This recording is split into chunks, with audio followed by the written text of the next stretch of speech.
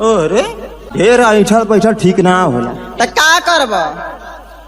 हाई steel बाड़ी जो हजारी पजरी लौकत है ना, अच्छा ई कोनो कामे ना आई। हैं? सुना तारे बाप के ना खाइला। अच्छा आइला हमार देनी हारे। अच्छा अच्छा मारब जवल्लात की परान फेंक देबा। परान तो देख ले का रे? देर घमंड में मत रह। का ना घमंड में हमार बाप के खियावले हमें। आ खियौले बा हइया दहिया हो। हमार बाप खियावले में माई सेवा कैले हरे। अरे तो भाई के तनी सेवा कैले हरे। ता बतियावला खावे रे। ता बतिया वाला खाई रे। अरे चल चल बड़ा देखले हैं। तोरा बहुत देखले हई रे। देखले हवे रे। अब ना बोला दे उखी में काय बेरहरी में जे मोह से छिना केतनी तोर माई सेवा कैले है।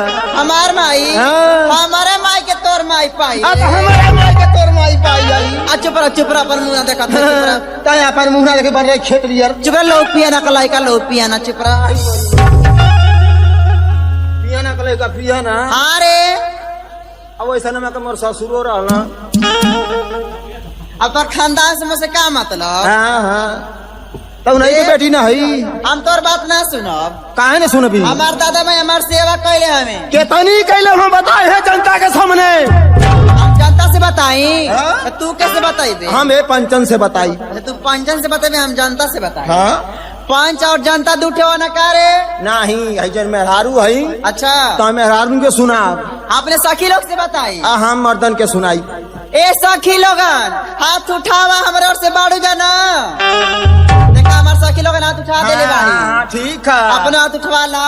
ए भैया के करी ओर से हवा तनी हाथ उठा दी। हाँ हाथ उठा लो। आई देखी ले पूरा देखी ले जनता वा हई हरिओम म्यूजिक पूरा हमारी ओर से।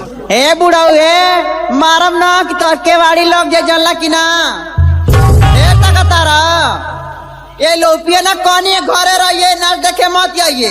चल आइला अंगना में रख ले पिसान।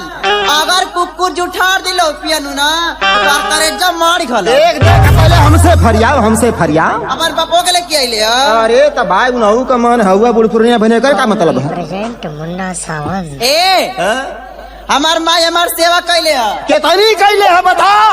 हमार भाई हाँ बता। तोरो माई तोर सेवा कैले का रे? अरे का बिना सेवा कैसन भइल हई? तो पहले तू बता। नहीं पहले तू बता। पहले तू बता। पहले तू बता। हम काहे पहले बताई? रे तू कार पहले कैलिए ऐसे तो बता पहले। अच्छा पहले मेरा रू बतावे नी। हाँ एकदम बता बनी। तो सुन हमार माई हमार कितनी सेवा कैले। केतनी कैले है बता दे। ए हमार राजा हो। देख राजा करेजा फेफाड़ा तो कहिए। ए हमार करेजा हो। हाँ ए हमार लोहू पियनु हो। देख हमार मूड अड़बड़ गड़बड़ अंड बंड हो गल। ए सुना हाँ हम जब छोट सा रानी ना। हाँ छोट सा। अरे इतना बड़ा हेतना बढ़कर। नहीं नहीं नहीं हाँ। तनी सेवरी बड़कारा। हेत बक हाँ तनी सेवरी हेत बक हाँ तनी से छोट। अब जगह वाली बात भइल है। हाँ जब हम छोट सा रानी ना उतना बड़ा। हेत तो अरे रहली। 2 महीना का। हाँ हाँ 2 महीना का लड़की कितनी बड़ी रानी रे कत पियाना। एकदम कुत्ता बड़ा का।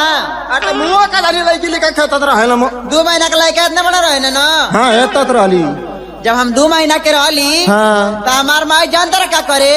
का करे? सुना बताओ तनी। का करे बता? हमार माई न हाँ। 1 कटोरी सरसों मंगा के। 1 कटोरी सरसों मंगाए के। ओके सिली लोड़ा पिसवा के। सिलड़ा पिसवाए के। ओके बुकवा बना के। बुकवा बनाए के। हमरे भर दैया लगा दे रे। ऐसे ऐसे डोंट टच माई दहिया। माई तो अंग्रेजियो बोलत हिय। ए सुना करे हम तो पढ़ा लिखल आई ना तो कैसे बोला कि अंग्रेजी तो बोले लगली रे। जब हमारे भर दैया लगा दे ना। हाँ हाँ हेतरे। हाँ छुआ मत। छुआ तो गुदगुदी बरत है। गुदगुदी बरत। ए सुना जब रे भर दैया लगा दे ना। हाँ हाँ तो हमार माई एक ठे काम औरी करे। आवरी का करे तोर माई? जब बुकवा सूख जाए सूख जा तो 1 ढक्कन करुआ तेल लेके आवे। 1 ढक्कन करुआ तेल। 1 ढक्कन। 1 ढक्कन। आओ के पारी पारा देही पे मलत जाए रगड़त जाए। है तो। का छुएले रे मुझाऊ सा। अरे तो दहिया पे ऐसा ही ना करे हरमिया करे बैमाना करे शैताना। रगरात सरल हुई तेलवाई है तो पूछा थी। खूब जब बुकवा रगड़ जाए ना हाँ तो धीरे धीरे कुल मैल साफ हो जाए हाँ तब ना स्टील बॉडी बनल बा। आई भैया देखा स्टील बाटी बनल है करमाई एक ढक्कन तेल और एक कटोरी सरसों। हाँ तोरे माई के बात छोड़, अरे बाप रे बाप, मोरे माई के बात सुन। तोरे माई को हाँ। कर तोरे माई तोर सेवा कैलिया का। तब बन आई देखा थी दारा सिंह भयल ही समय। दारा सिंह का मामा बैलवा। मोर माई एक दौरी सरसों लिया के अब ओके भरसाई भुजवाई के अब मोरे चाची का वो खरी मंगाई के अब मोरे दादा का मुसर लिया के दादा खूब लबर लबर लबर लबर लबर लबर वही में खान देगी ना।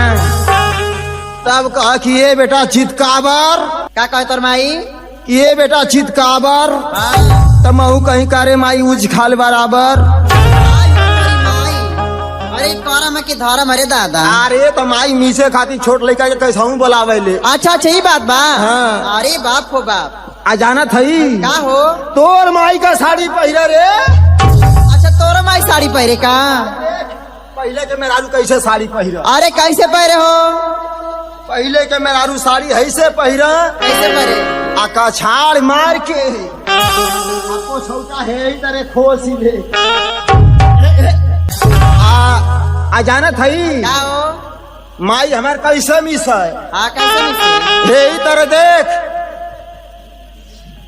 हे ही तरह गोड़ पसार ले आ गोड़वा पसार ले आ यही तरह लइकवा है पर सुताए ले। लड़का सुता ले। लइका हमके सुता ले एकरे बाद खूब हुमच हुमच के मिसा ये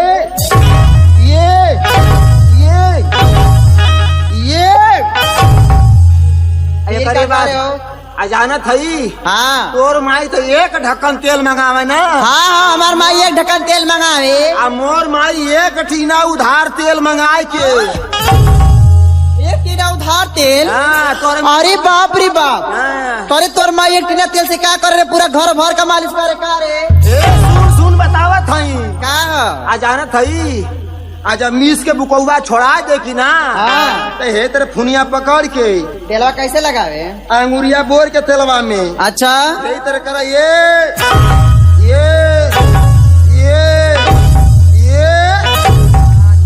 करे बाद जो है कि खूब कड़ेर से फूका ये। ई बताओ का हो अपने माई के बहुत बढ़िया और का हमार माई माई है, तोरे माई नियर का रे। लेकिन मोर माई तो छुच्छी में फूका तोर माई कत्थू में ए फूका। बक